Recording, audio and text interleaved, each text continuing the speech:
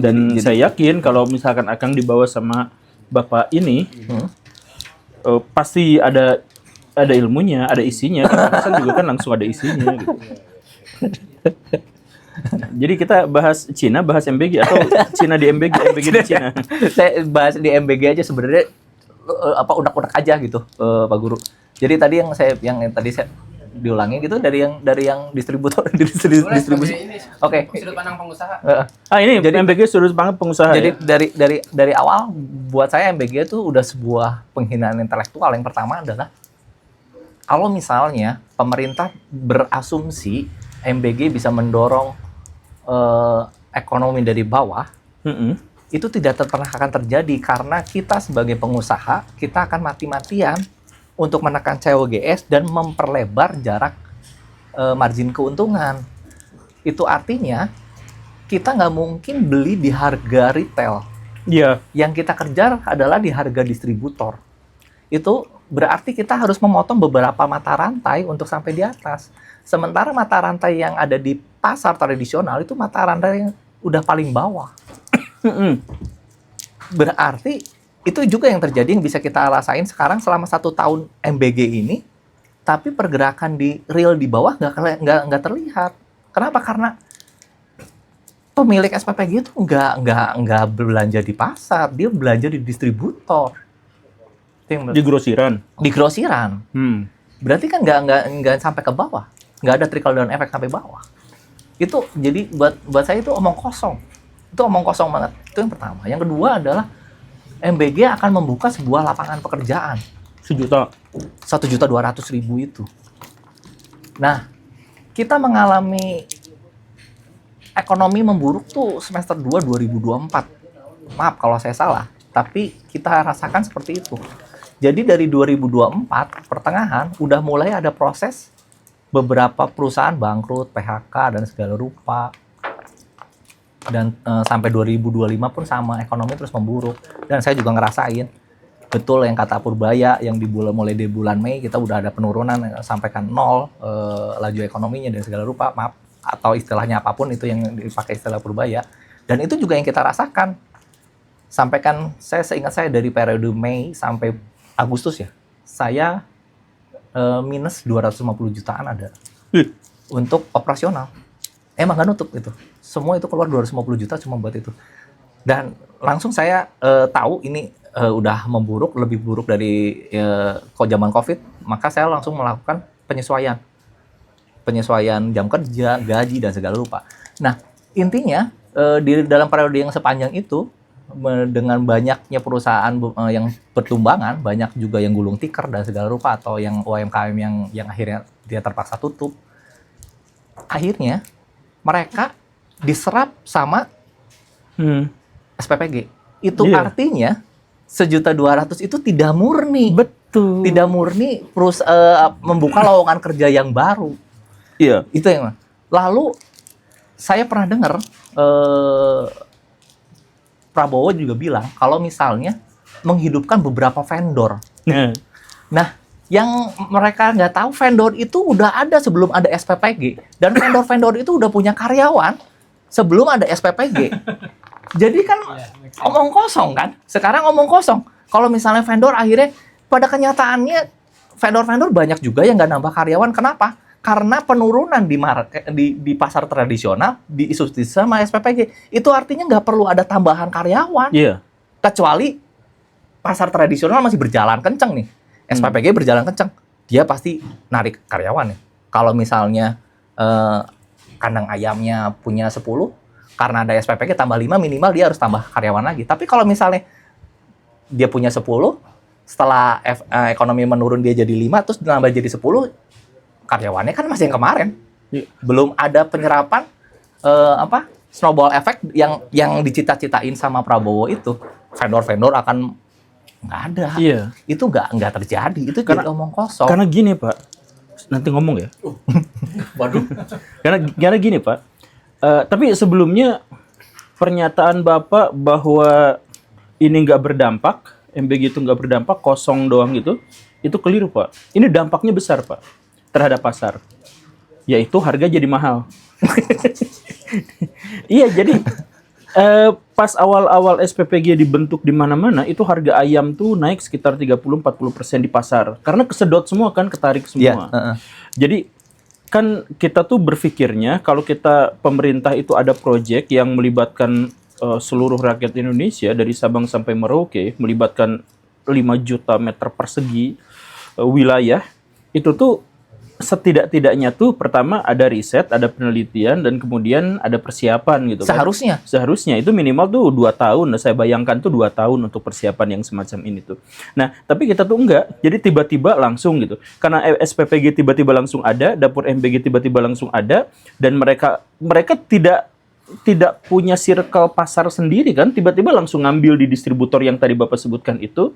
Nah, akibatnya apa? Akibatnya terjadi kelangkaan untuk beberapa komoditas. Nah, baru di situ harga-harga naik. Masyarakat, kalau orang-orang yang ada di level atas tuh nggak berdampak karena mereka bukan beli dari pasar tradisional gitu kan. Nah, tapi yang beli dari pasar tradisional, mereka tuh kan pasar tradisional tuh kan rebutan ngambilnya tuh. Iya. Dari petani itu rebutan. Karena rantainya tadi diputus dari atas ya? Iya.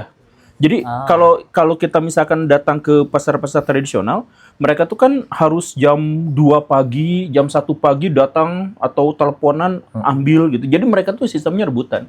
Nah, ini dapur-dapur ini tuh ngambil sejumlah besar komoditas untuk mereka sendiri dalam skala yang besar, dalam situasi peternak kita belum bertambah, pertanian kita belum bertambah, bertambah. Akibatnya ada kelangkaan, harga naik.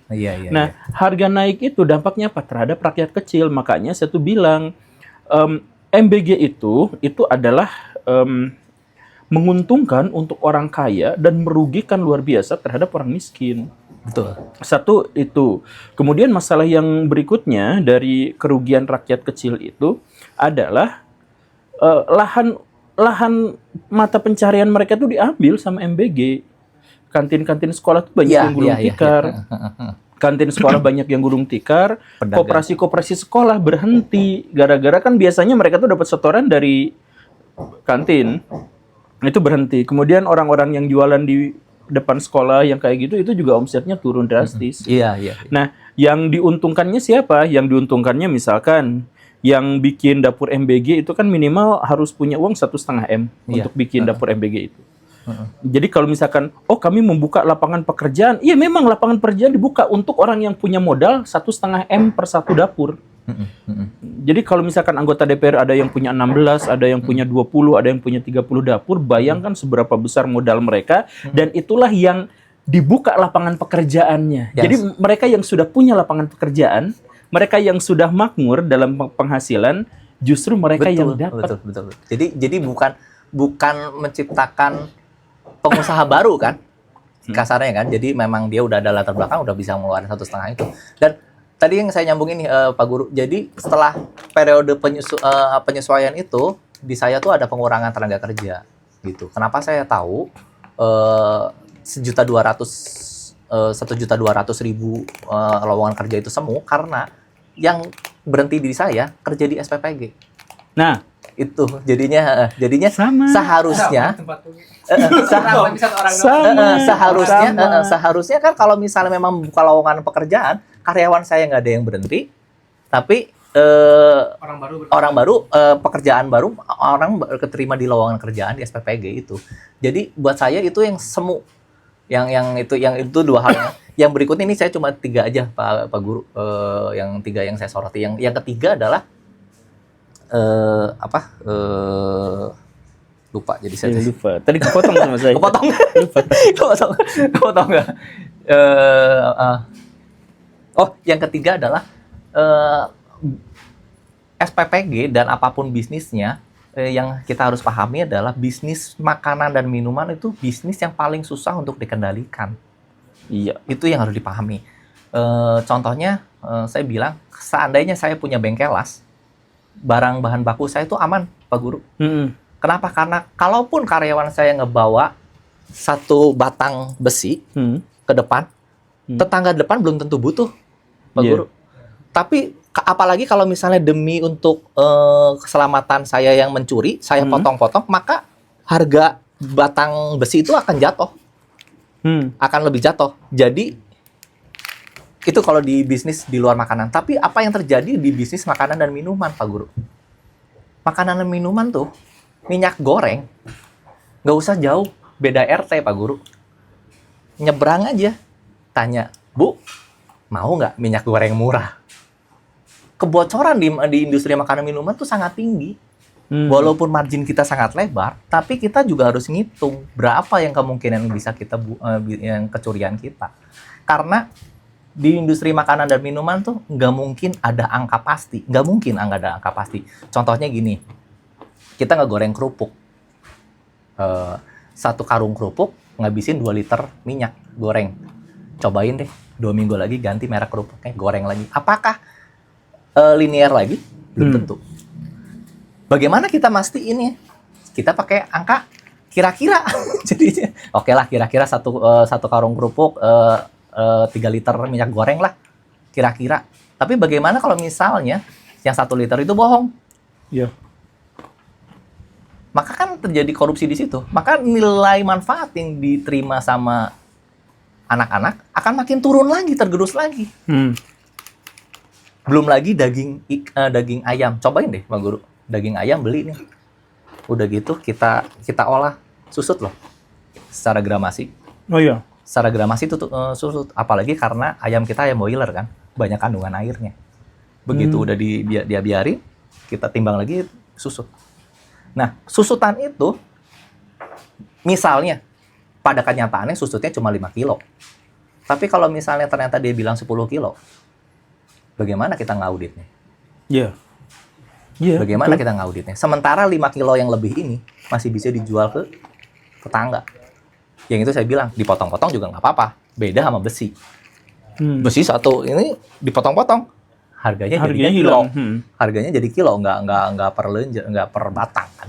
Nah, industri karena makanan dan minuman ini industri yang paling sulit untuk dikendalikan, seharusnya pemerintah nggak usah untuk turun sampai ke bawah, karena nggak mungkin dikendalikan. Berapa orang yang harus dikendalikan? Kayak kemarin saya dengar protes saya yang belanja harus ke pasar tradisional, nanti BGN akan bikin satgas untuk ngawasinnya. Buat apa? Ini jadi gaji lagi kan? Segala diurus. Semua segala diurus, ini jadi gaji lagi, pengeluaran lagi. Orang nggak mungkin ada orang yang kerja suka rela cuma buat ngawasin bener nggak SPPG ini belanja di pasar tradisional. Nggak mungkin, ngapain? Minimal ada uang kopi. Uang kopi dari mana? Dari BGN. Iya. Saya Iya curiga Pak Prabowo itu seorang komunis tulen. Bagi-bagi jadinya. Ya karena karakteristik dari negara komunis itu adalah semua diatur sama negara, genteng diatur sama negara. Kemudian makan siang diatur sama negara. Kemudian apalagi yang diatur sama negara itu semuanya itu diatur sama negara gitu. Iya. Nah, Tapi ini Pak, gimana? tapi sok aja Pak, keburu lupa Pak. Nggak, jadi 3 hal ini yang nggak pernah dibahas di banyak podcast yang masalah MBG. Masalah keracunan, saya sih karena Pak Guru saya mah keluar dari background masyarakat miskin ya. Jadi saya mah nggak takut keracunan, Pak Guru. Selama itu bentuknya organik ya. Selama organik paling saya cuma mules-mules, muntah-muntah.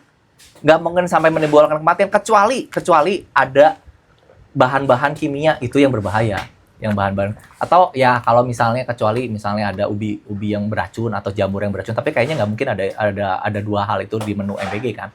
Karena jangankan melaporkan ada yang meninggal, melaporkan omprengnya bentuk gini di foto gitu kan sama guru sama siswa, siswanya langsung dapat teguran, gurunya langsung didatengin dinas gitu. Oh, saya nggak tahu sih itu. Cuma Statement Bapak tadi bisa dipakai loh bahwa Apa? walaupun keracunan tidak akan sampai meninggal. Langsung dibantah. Mati meninggal. Wah. itu berdasarkan pengalaman saya ya. Iya, gitu. tapi Pengalaman kita saya, saya keracunan nasi tutuk oncom, Pak Guru. Ya udah paling cuma BAB pulang ke kamar mandi terus-terusan bolak-balik udah gitu. Beda 2 hari, 3 hari segar lagi. Pernah perasaan makanan juga tapi saya begitu kayak Iya gitu. Jadi kenapa yang disorotin di situ padahal kasus korupsinya yang jelas-jelasan dimanipulasi itu jauh lebih besar. Contoh lagi Betul. Pak Guru ini aja. Kalau misalnya aturan BGN 1 anak 1 telur, 1 anak 1 telur, mungkin nggak saya bisa melakukan korupsi di situ? Bisa. Caranya? Kan harga telur itu per kilo. Betul. Betul per kilo. Jadi sekilo ada yang isi 16, ada yang isi 14. Iya. Nah, iya. Dari situ tetap aja kalau misalnya diaudit secara fisik memang tetap ada satu anak satu telur ceplok. Tapi yang kita nggak tahu kan itu per kilo. Nah, itu yang jadi persoalan gitu. Jadi korupsinya benar-benar sangat bisa dimanipulasi. Makanya janganlah negara untuk turun ke industri yang makanan minuman ini yang memang paling sulit untuk dikontrol. Iya. Makanan dan minuman ini paling sulit dikontrol dan dia lagi Saya harus mengamankan diri, Kang. Gitu. Yang tadi di Lembang itu terduga keracunan MBG ya. Saya tadi mau ngomong itu tapi Oh, iya. terduga keracunan keburu MBG. kepotong. Keburu terpotong. Iya, jadi Belum tentu. belum tentu. Ya. Cuman Cuman kalau misalkan bener keracunan terus dia tidak diatasi gimana? enggak, jadi MBG itu pasti akan menciptakan keracunan terus-menerus, pasti berkelanjutan. Karena namanya juga makanan. Makanan itu disiapkan sebisa mungkin, sedadakan mungkin. Sebisa mungkin. Kalau misalkan mau diawetkan ya berarti ada sistem, ada mekanismenya. Misalkan akan ada makanan beku yang bisa sampai ribuan hari gitu. Ya itu ada, tapi kan MBG nggak mungkin pakai pengawet yang pakai seperti sistem itu akan cost-nya lebih tinggi. Iya, Berita gitu. terbaru kasus KPK yang diurus KPK apa sih yang sekarang lagi ramai? Apa emang? Ya ada nggak sih berita terbaru yang KPK lagi ngurusin korupsi apa gitu? KPK bakal janji akan menyelidiki MBG itu. Tapi saya mah nggak akan, Nggak yakin. bukan nggak yakin, nggak mungkin.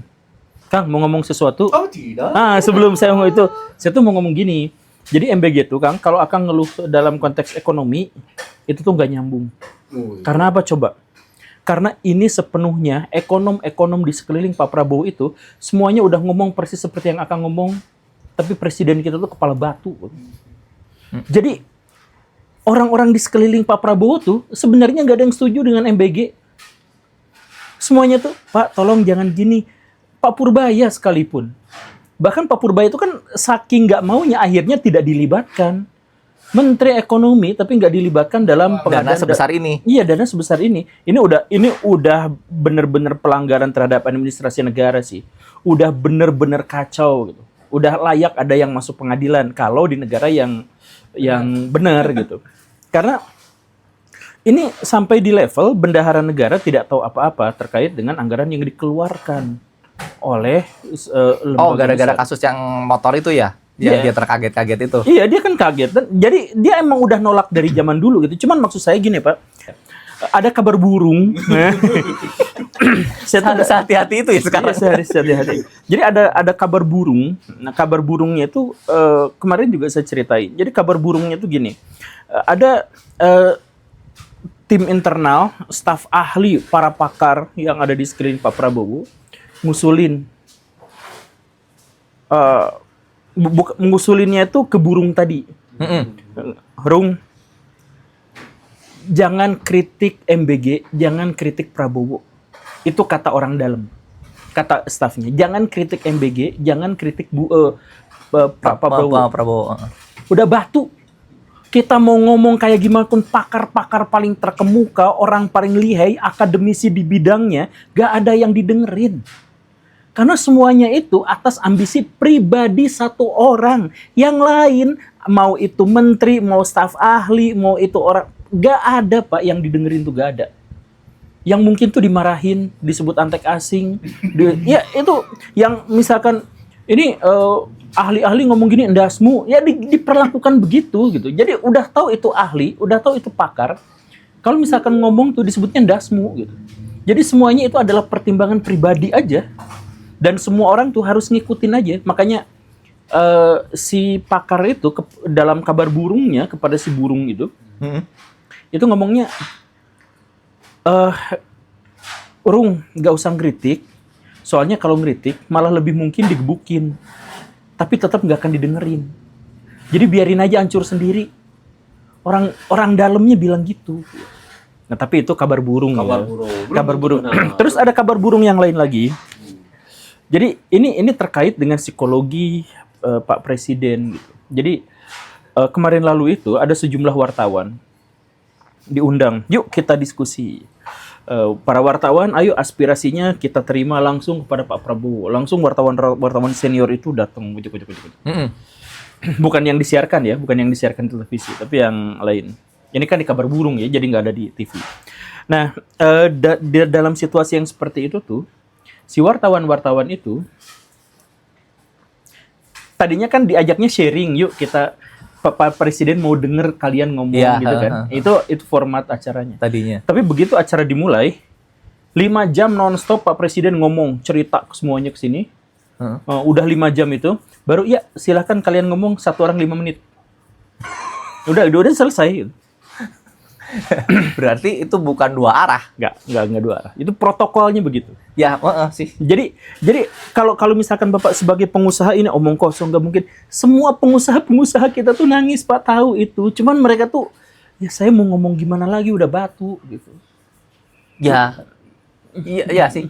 Cuma sekarang saya malah nanya lagi ya ke Pak Guru, saya juga udah ngobrol sama Bro Chan nanti saya juga. Enggak, ini Antek asing. saya. Terus apakah kita masih bisa menaruh harapan sama negara ini? Negara itu bukan tempat kita berharap. Kita tuh berharap pada pemerintah itu sebenarnya. Tapi berharap pada pemerintah itu adalah seburuk-buruknya harapan. Jadi tapi intinya begini. Sebenarnya kemarin itu Pak Prabowo tuh agak luluh sedikit. Tapi kita juga harus berangkat pada sebuah premis bahwa Pak Prabowo berkuasa itu dalam situasi yang paling tidak Ideal. memiliki kewenangan. Pak Prabowo itu adalah orang yang paling tidak memiliki kekuasaan atas kekuasaannya sendiri. Itu tuh sejak awal. Makanya Pak Prabowo itu menggunakan segala macam cara untuk bisa bertahan. Misal, Pak Prabowo itu adalah the true loser. Pecundang yang terus-terusan kalah dalam pemilu. Kalah terus. Sekalinya menang, curang. Dikat nih orang. Nah, maksudnya Pak Prabowo itu bisa menang setelah Dibantuin. dia dibantu sama suara Pak Prabowo yang besar itu, yaitu ya, yang Pak Jokowi, kemudian Gibran, kemudian Pak Usman dan sebagainya itu mengotak-atik. Nah, tepat disitulah tema saya tuh jadi random, yang awalnya random jadi bahas politik saat jadi politik itu tuh gara-gara itu, momentumnya itu. Karena saya pikir dulu orang korup, dulu orang menciptakan tirani itu tuh sembunyi-sembunyi. Bahkan di zaman Pak Harto tuh sembunyi-sembunyi. Pak Harto tuh setiap ada berita apa tutup, media-media ditutup. Karena apa? Karena tahu kejahatan tuh nggak boleh dipublikasikan. Setidak-tidaknya biar tidak ditiru. Pak Prabowo itu adalah presiden pertama yang terang-terangan dong terbuka melakukan itu. Jadi waktu kapan itu? Ya itu waktu Gibran jadi wakil presiden itu. Waktu MK 90. Iya, itu kan terbuka, itu kan terang-terangan gitu. Jadi maksudnya MK-nya udah tahu, kemudian Pak Prabowo juga sudah tahu usianya segitu, dalam perdebatan juga dia sudah tahu, dan dalam perdebatan dia cuma ngomong, ya kita jangan kayak anak kecil, kalau silakan serahkan aja pada rakyat Indonesia, kalau nganggap saya curang, ya silakan jangan dipilih. Kan gitu, jadi dia sendiri tuh udah tahu posisinya. Tapi intinya, Pak Prabowo itu, sekali lagi ya, tidak mungkin menang, kecuali curang. Itu poin yang pertama. Nah, karena apa? Setelah dia mendapatkan kekuasaan itu, dia tuh juga sadar bahwa posisinya itu sangat lemah. Sangat-sangat lemah. Karena dia menang dengan curang. Karena lemah, maka apa? Dia langsung kumpulkan seluruh koalisi partai politik jadi satu kesatuan. Semuanya tanpa kecuali. PDIP di belakang layar itu. PDIP juga ngedukung, cuman nggak bilang-bilang aja. Ya kan PDIP? Nah, di PDIP juga dukung semuanya. Dan kemudian menteri itu ditambah dalam jumlah yang luar biasa. Bukan hanya menteri, wakil menterinya jadi ada. Kementerian Pendidikan awalnya 1 jadi 3. Semuanya tuh dibanyakin. Biar apa? Ya kue-kuenya dibagi-bagikan. Setelah kue dibagikan sampai sekarang reshuffle, Presiden Prabowo adalah presiden paling banyak reshuffle dalam sejarah Indonesia. Iya, seolah-olah dia milih dari awal nggak pakai mikir ya. Iya. Ya karena dari awal tuh bukannya nggak mikir, tapi pikirannya itu pendekatannya itu adalah politik gitu. Siapa yang mungkin bisa menguatkan Posisinya dia kekuasaan saya, sekarang. posisinya. Karena dia ada dalam situasi yang sangat lemah, tukang kalah dalam pemilu tuh. Jadi dia tuh harus. Nah, udah itu apa? Dia bikin kebijakan-kebijakan itu yang harus sesuai dengan bagi-bagi kekuasaan itu. Jadi MBG nggak masuk akal secara ekonomi tuh, nggak masuk akal. Ekonom kita tuh udah berbicara, mereka tuh cerdas-cerdas, mereka tuh levelnya ada yang nasional, ada yang internasional, mereka penulis jurnal, mereka terpercaya, mereka punya otoritas untuk berbicara secara ekonomi, dan mereka juga tidak setuju dengan MBG. Di Indonesia pakar gizi itu ada 30.000. Siapa pakar gizi yang pro terhadap MBG? Dadan. Dia bukan pakar gizi. Iya, gizi insek. Dia pakar serangga. Dia tuh pakar itu. Saya mohon maaf ya, bukan berarti saya mendiskreditkan Pak Dadan gitu, atau dalam hal ini mendiskreditkan Pak Prabowo, itu kan ada fakta. Bukan, saya bukan ngomongin itu, cuman ya bayangin aja dalam situasi bahwa pakar-pakar kita, baik pakar gizi maupun pakar ekonomi, itu tidak ada yang setuju dengan MBG. Tapi Pak Prabowo ngomongnya apa? Ya itu adalah yang abal-abal lah, yang ilmuwan abal-abal, yang apa. Itu gelarnya udah mentereng, profesor, doktor, apa segala rupa, ya tetap nggak didengarkan gitu. Ya karena intinya balik lagi bahwa ini bukan soal ekonomi, ini bukan soal gizi, ini soal kekuasaan. Dan kekuasaan Pak Prabowo itu sejak awal tuh sangat-sangat rapuh. Sehingga beliau itu membutuhkan sebuah cara untuk membuat dirinya tetap bertahan. Nah begitu, coba sekarang MBG ya, dalam konteks kekuasaan, Bapak bakal paham dan bakal setuju. Bapak bakal setuju dengan MBG kalau konteksnya itu adalah kekuasaan. Coba gini Pak, berapa banyak nanti SPPG dan dapur MBG itu yang dibuat ada? Berapa ya? Coba berapa banyak? Coba cek. Google. Sampai yang mau dibuat. Iya. Iya, total. Saya kan 1 juta ya transaksinya. Coba kita lihat ya. 1 juta mah enggak kayaknya. Kayaknya enggak di bawah. Soalnya kan yang tenaga Seluruh kerjanya aspek 1.200. Yang beroperasional. Yang sudah beroperasional berapa? 27.358. Yang sudah beroperasional. 27.000. Oke, 27.000. Nah, artinya apa? Tidak ada seorang pun presiden yang cukup gila untuk bikin MBG. Jadi kecuali Pak Prabowo. Jadi dalam hal ini kalau Pak Prabowo lengser, maka SPPG itu akan kehilangan lapangan pekerjaan. Iya, betul. Dan karena itulah maka mereka pasti akan jadi jurkam. Iya, bahkan betul. tanpa dibayar. Tanpa dibayar. Iya, betul. Nah, nanti ada koperasi merah putih, nanti ada apa? Semuanya adalah untuk melanggengkan kekuasaan dari Pak Presiden. Iya.